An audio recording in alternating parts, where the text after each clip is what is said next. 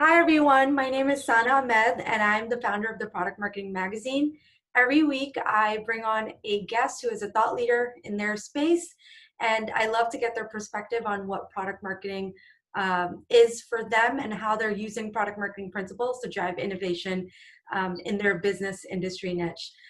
Without further ado, I'd love to introduce Dana and have her give her an introduction on herself. Awesome. Thank you, Sana.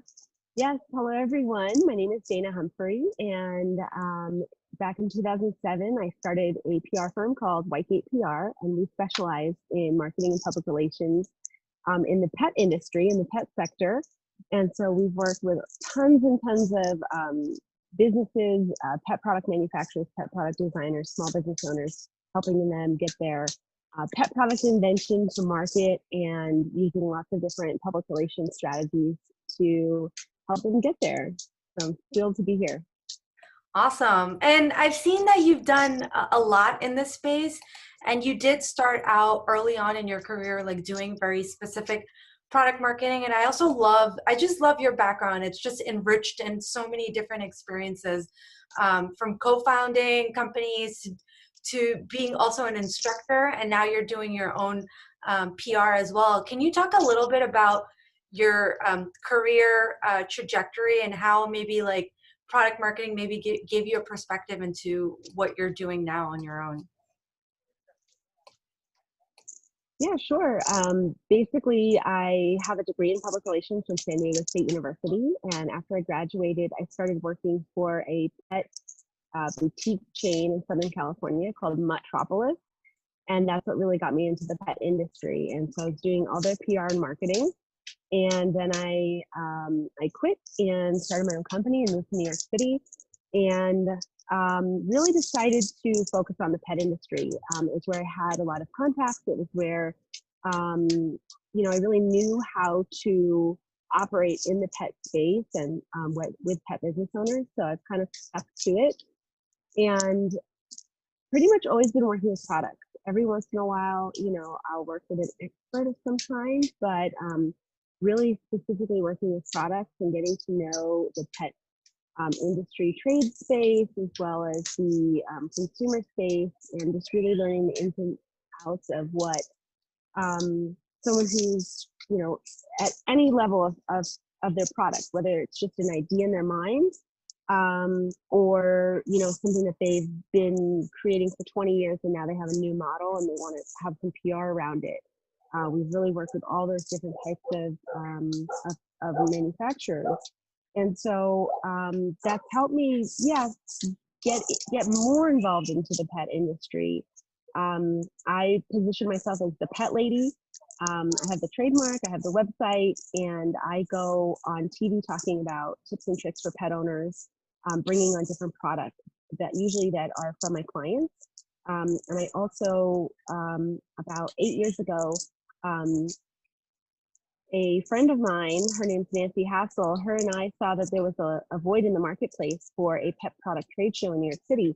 So together we founded the NYC Retail and Sales Pet Expo, and it's a small B2B pet trade show that happens in New York. This year it's supposed to be in May, but it's going to be in November this year, hopefully. And yeah, so really everything that I do has kind of revolved around the $86 billion pet space, the pet industry. I also was a professor at FIT for about 8 years, teaching in the pet product marketing department, teaching who's who in the pet industry, and also intro to pet product branding. So I've really gone kind of deep into this field of pet products and bringing those products to market and helping those type of inventors get where they want to go. That's fantastic. And I love your perspective of how you define product marketing, and especially how you see product marketing shaping something like the PR space, because what I always find is that product marketing is working with so many different departments, and sometimes you could feel like the spoke in the wheel or the interconnector to so many other people, and nothing is ever like a clear line, right, when you're working with marketing and communication. So what is your perspective being a PR veteran and having started out early on in product marketing and then evolving into being your own business owner and owning your own niche as in the pet product industry? How would you explain that to the audience? Well, I feel like there's a few questions there. One of my mottos is never niche enough. You know, I really think it's important for all business owners to really figure out what their niche is and really go after it, because then you know exactly who you're talking to and who to reach. And so in the pet industry, there are other pet products PR people like me. There's not a lot of us, but there are a few of us out there. There's a few pet product PR firms that exist in the United States. But yeah, and even within that, there's varieties, right? Working with the vet space, working with consumer side, working on trade side, and even within public relations, there's so many different varieties of things that people can do. I really focus on media relations. That's really the strong point that we focus on. And so we help clients that want to get their products featured in the media. So TV, radio, magazines, newspapers, and blogs. There's some PR people that do completely different things or never even do anything with products. But yeah, what you touched on is working with different teams. You know, it depends on the size of the company. Sometimes I work directly with the business owner, and you know, we have the business owner, and they have their logistics and their shipping and their things like that, and they have us helping them with their PR. And then sometimes we work with big companies where we are just doing one tiny piece of the big puzzle, but we're usually working closely with the marketing department. The marketing department's usually putting out the email blast, putting out the blog post, things like that. And we might be advising them on topics or timing or things like that. But we're taking that content, we're doing other things with it from a media perspective. So yeah, we're always in loop with the marketing department if there is one, and sometimes there isn't. It just depends on the company and how it's structured. Yeah, absolutely. And when we think about PR, we think about narratives, right? And it's how do you position the product? How do you tell the story and to the target audience? And that's a lot of what product marketing, when you think about product market fits and you think about who your target audience is, there's this responsibility of getting the messaging and the positioning right. Can you talk about a little bit about how you approach that and like how you would get everyone to sort of think about that? Because from my perspective, it's one of the more challenging things to do, especially when you're in technology and everything is moving and changing so fast. There is a message you want to reach out to your audience segment with, but then you also have to keep it competitive as well. You have to move fast with the industry, and at the same time, it has to be very clear and simple too. So, how have you been able to successfully been able to do that as a PR executive? Well, I really see it as the big picture is the overall marketing umbrella, and within that we have advertising, we have public relations. And so if there's sometimes when the message is really strongly needs to be controlled for whatever reason. Maybe you're partnering with a really huge nonprofit or a government agency or something, and like there's certain things that only get approved to be said a certain way, or if you're dealing with a licensing agreement and dealing with a really big company and things have to be really particular, then it might be a message that needs to be put out there somehow in an advertising way where you're paying for that placement, you're paying for exactly the message and exactly where it's going. With PR, we're always trying to create the story. We're always trying to create opportunities for earned media. So we're applying for awards for our clients. We're applying for, product awards, product of the year, editor's choice awards, all types of different awards that we can apply for that we can then talk about. So it's also, a matter of, it depends how prolific the company is. If there's a company that's coming out with new products every month, we have lots of newness to talk about. If it's one product per year, we need to kind of supplement that with other happenings that are within the company. So it might be a new hire announcement. It might be a partnership with a nonprofit. Maybe we'll create some kind of give back opportunity where we give certain products to a pet shelter, something like that, to create that kind of warm fuzzy story that we can get additional exposure from.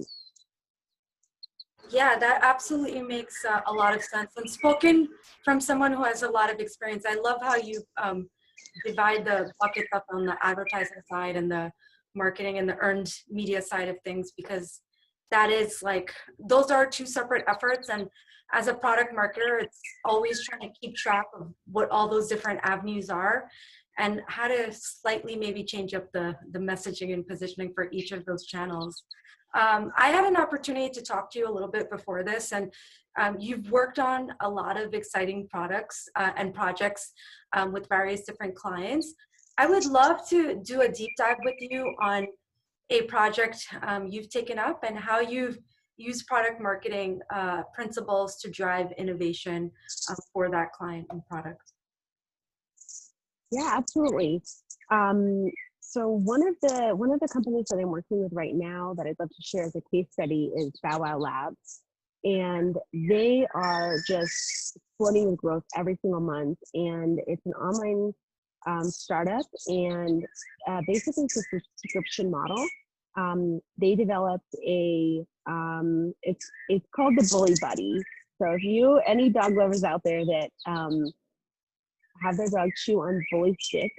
Bully stick is it's a chew that dogs can digest, but there's a huge choking hazard with bully sticks, and so you have to supervise your dog, or a lot of dogs choke on it once it's down to the last little piece.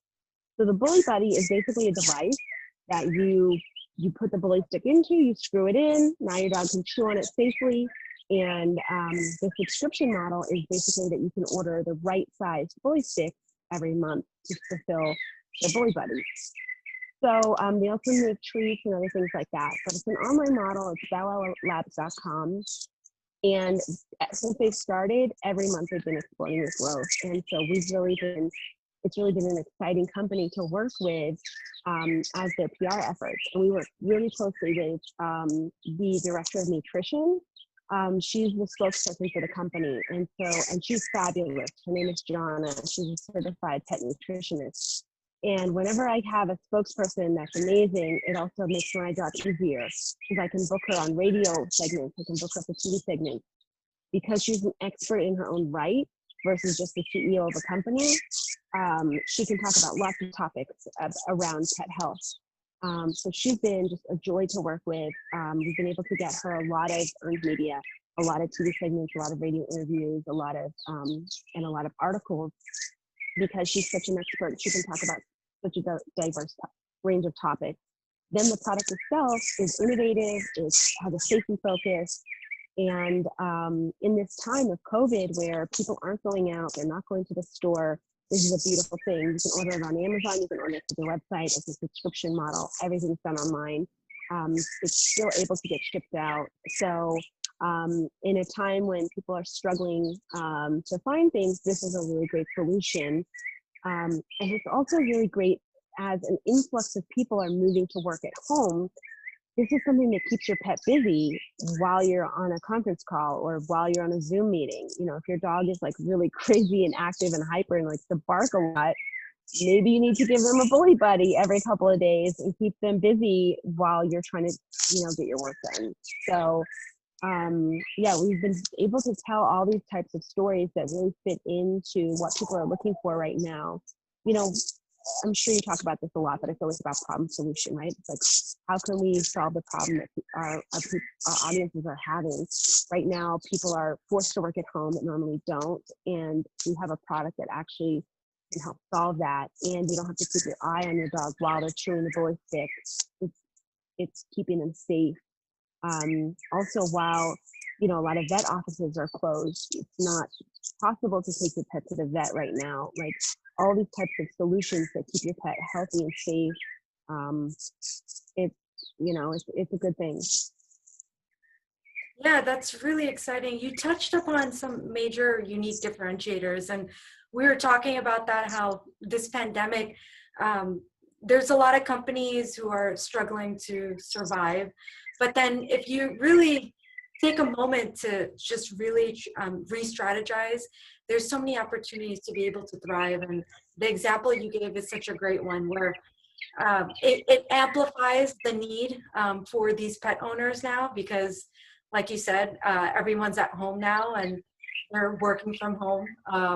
And it's just such a COVID is an example of how now you have more the supply and demand, and they both just end up increasing. And so, what a great thing for now that business owner because they just are able to expand out the market. And that to me is exciting because that's what I'm trying to bring light upon is everyone not having to revert into gloom and doom. But this doesn't have to be something where the sky is falling on us and there's nothing to do. There's always a new innovative way to try to find the silver lining and find a new way of doing something that will also be profitable as well. And that's really exciting. Absolutely. Yeah. Yeah, it's right now, I think it's all about coming up with interesting online content, creating content that people are looking for, that's entertaining, that informs them. It's, maybe people can't get to the vet, so how can we give them information about, from a certified pet expert to give them that information that they're striving for, that they're looking for during this time. Yeah, absolutely. And in terms of like any other product marketing techniques, I'm just curious. I want to explain to you just briefly, like the way I end up looking at product marketing as a funnel is, especially in the software as a service industry specifically, it's like trying to start out at the top of the funnel where it's getting everyone to be aware of the product or feature because so much is happening at once, and getting them to be able to adopt into using the product, and then hopefully getting them to be able to come back, retaining them, and then seeing how I can grow into other audience segments as well. And if you were to take that funnel approach, the product marketing funnel approach, is there anything else you've done to maybe be able to sort of amplify getting people to be able to adopt that product even more so, or be able to expand into like other segments as well? Yeah, absolutely. I mean, yeah, in that funnel model that you described, I mean, we're all about awareness. It's if you took a marketing class 20 years ago, they tell you that you have to reach people 8 times or 8 touch points. Fast forward to 2020, now it's at least 12. So how are you getting those touch points in there, right? It's about frequency and reach. So we're interested in getting awareness for new people who've never heard of the Bully Buddy or never heard of whatever the product is to learn about it, but one time is not enough. So how can we get them to learn about it, and then how can they see it again? Maybe with a retargeting, or maybe with a Facebook ad, maybe coming to the website and subscribing to the email newsletter. Maybe they hear someone from the company on a podcast, right? It's like, how can we get these 12 touch points in there so that we take them from the awareness level to the purchase level to the retention and the subscription, and eventually, having them buy multiple products, right? We're also expanding the product line. And how can we get them to tell their friends, right? And be so happy and give them such good customer service that it's such a positive experience that they now are the ambassadors for the company, and it continues to grow. You mentioned such a great thing about like essentially about the customer journey, right? From a product perspective, when I put my product marketing or product management hat on, there's this whole customer journey that we think about and how we're going to design that from the product side of things. How do you guide people through, if it's a software, the user interface, or if it's a service, also same thing, what are the touch points? And to me, when I think of now marketing in the digital era, I think of the agile customer journey. It's like marketing has now become agile marketing. It's not this sort of like older like way, I think of like take away 20 years from today, and we look back, there used to be such a slower cycle of having to do your research and taking the time to be able to figure out what the customers want, what the needs are, and then you eventually are able to go to market. And now what I'm noticing, if we take that agile marketing approach, everything sort of happens succinctly and like just simultaneously almost. It feels like all at once, because as you're sort of figuring out the product market fit and thinking about how you're going to design that customer journey, in the process, there's so many tools out there to quickly validate what the customer is looking for. So by the time you're done creating what that journey is for them, you already have validated it to a certain amount, and you can just kind of go forward and test that out and be able to do that. What is your like opinion or your perspective on that now that everything is like so much faster now than what maybe you've also experienced from like 20 years ago too within the marketing space? Well, yeah, I think you're right. I mean, yeah, the cycle from awareness to purchase decision is gotten a lot tighter. It's gotten a lot faster. And so, yeah, it used to be maybe that they find out about something, they want to do some research. Now it's like triage. It's all happening at once. It's so easy to go to Amazon, go to the website and look at customer feedback, look up customer reviews. Maybe in 10 years ago, you would ask your friends, you would ask your mom, you would ask your neighbors, and so that research process would take a little bit longer. Right now, you can just do a quick Google search, put in the product name and review, and you literally find everything you're looking for all at once. And you can ask whatever your concern is, like, does the product break? Is it good for big dogs? How's the shipping time? What's the customer service policy? You can literally find that all out with a touch of your fingers within a few minutes if you're a savvy, web user. You don't have to jump on the phone and get on a customer service call with the company. You don't have to email them. You can also do those things, but you can probably find that information within a few minutes. So that that journey, yeah, for the agile shopper is really tightening up. Yeah, absolutely. And I'm just curious too, from your perspective, having done, you have a unique experience. Like I always like to look at marketing from and product marketing, especially from pre-digital era now into this digital era. And there's just so much shifts that have happened, and some of those things that we touched upon. What kind of advice would you give to industry leaders today, people that are CEOs, CMOs, we're now officially in the digital transformation era, which has been catalyzed and like fast forwarded as a result of this pandemic. We're online, you're working remotely, I'm working remotely. You're in a much nicer place than I am right now. How do we sort of take all of these things into account, and as leaders of companies, what should we be thinking about now as like to make the best decisions, right, when it comes to uh, taking products to market, telling the right stories, also trying to stay sharp and competitive and on point, um, as you try to maintain your business and hopefully try to grow it as well? I mean, yeah, when I first started doing public relations for products and product marketing, it was mainly print, and digital was just kind of beginning. And now, I mean, I think the most important thing right now in product marketing digitally is video. Video. You can show how it works. You can. The importance of video is wild as people's attention spans are going down. They're reading less. Even 5 years ago, I used to be recommending to business owners to write 1,500 word blog posts. Now I recommend 250 words and 3 pictures. It's attention spans have gone way down. So how do you still, keep the momentum and keep getting in front of people? And I think, short videos that are well done with actually, shareable, insightful information that people can use is really important. Some of the principles have stayed the same. It's like 80% of the time be giving good, valuable content, 20% of the time you can be promoting yourself.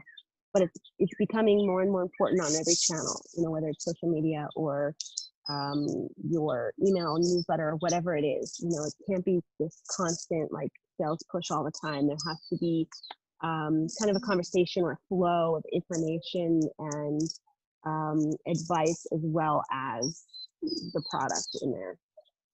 And how do you balance that with so many brands that are out there, right? I think you're in a unique position because you have a very, very targeted niche. But for leaders where there's just hundreds and thousands of brands that are out there, and now everyone has the same tools, more or less, and the same channels to reach out to people. When you think about the principles of PR and storytelling and product marketing, how do you break through the noise, right? And that's something I imagine you're doing that for clients all the time, to surface them and get them in front of clients in a very clear, also fun, entertaining way too. But how do you break through all of that? I think it's about consistency, and really coming out with fresh content all the time, fresh videos, new perspectives. I think it's really important in this day and age to have a spokesperson that's an expert. That really can really get you a lot of legs and a lot of exposure.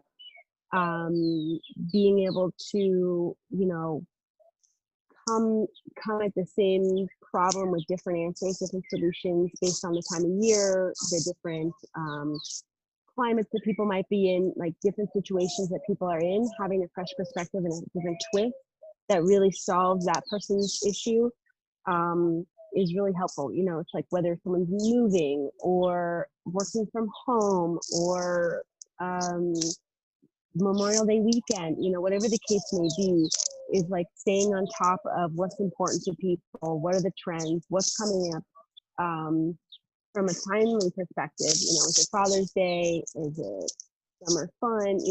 Back to school, what's happening in people's lives, and how can you talk to them in a way that's the right thing at the right time? That definitely makes sense. And that's, it's all about hyper focusing and being hyper targeted. And in this fast paced world that we're moving in, if you can get people to think clearly about you for 10, 15 seconds and what you're doing, that is a start to that customer journey for sure.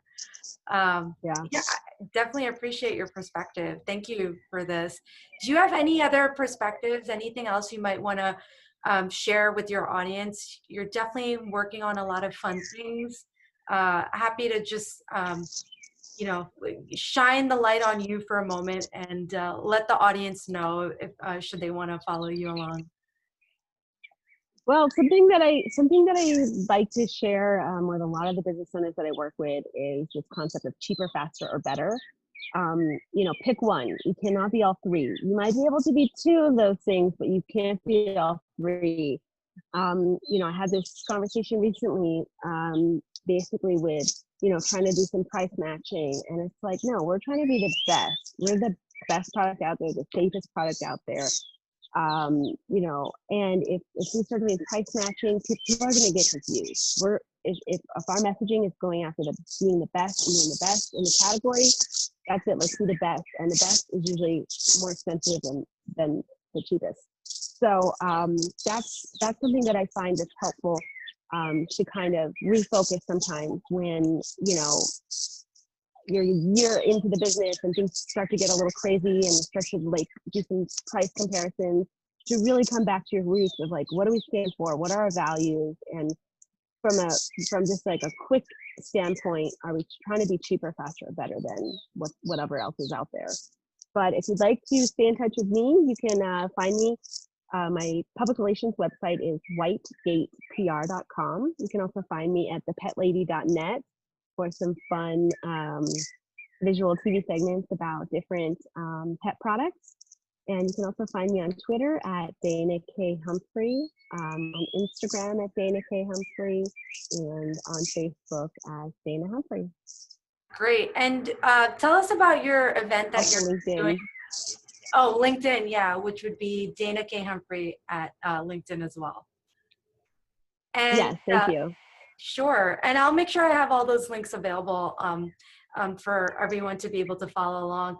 I'm just curious because you had mentioned to me before the show that there was a really cool trade show that you co-founded. I'd love for you to just share that with the audience because I thought it was cool, and maybe pet lovers might want to follow that as well.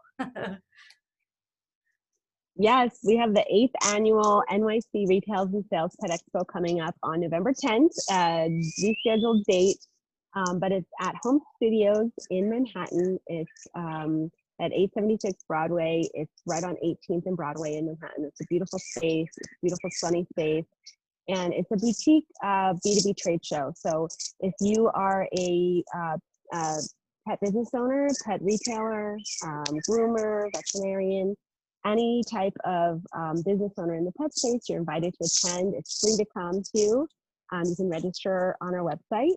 And basically we'll have anywhere from 20 to 30 pet product manufacturers. And this year the theme is thriving. So it's all about products that give back to the planet, eco-friendly products, and products that are really good for the planet. So for example, sustainable proteins like cricket protein treats. And we have a lot of like really interesting vendors that are coming. So it's a great opportunity for small business owners and pet retailers in the New York City tri-state area to come and find out what's new and what's thriving in the pet space. Thank you so much for sharing. I really appreciate having you, Dana, and I'm looking forward to follow along your work. And I will make sure that I read about all the fun things you're doing because there's a lot that you've shared with us, and it has really, really interesting product marketing perspectives should anyone want to be inspired as well. Thank you again. Thank you so much, Sana. Have a great night. You too.